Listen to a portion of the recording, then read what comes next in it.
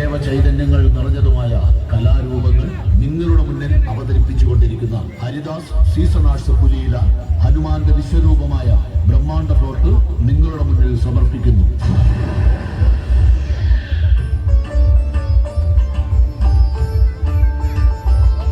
കിഷ്കിന്ധയിലെ രാജാവായ ബാലി ഒരു തെറ്റിദ്ധാരണയുടെ പേരിൽ അനുജനായ സുഗ്രീവനെ ആട്ടി പുറത്താക്കി.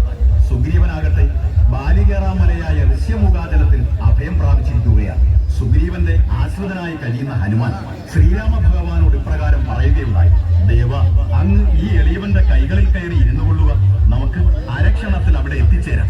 ഹനുമാന്റെ വാക്കുകൾ കേട്ട ശ്രീരാമ ഭഗവാൻ ഇപ്രകാരം അരുൾ ചെയ്തു: അങ്ങ് വഴികാട്ടുകയേ വേണ്ടു, ഞങ്ങൾ കാൽനടയായി സഞ്ചരിച്ചു കൊള്ളാം. ഇത് കേട്ട് ഹനുമാൻ പറഞ്ഞു: പ്രഭു, അവിടുന്ന് എന്റെ ആഗ്രഹം നിഷേധിക്കരുത്. എന്റെ ഏറ്റവും വലിയ ആഗ്രഹമാണ് അങ്ങയെയും വഹിച്ചുകൊണ്ട് യാത്ര ചെയ്യുക എന്നുള്ളത്.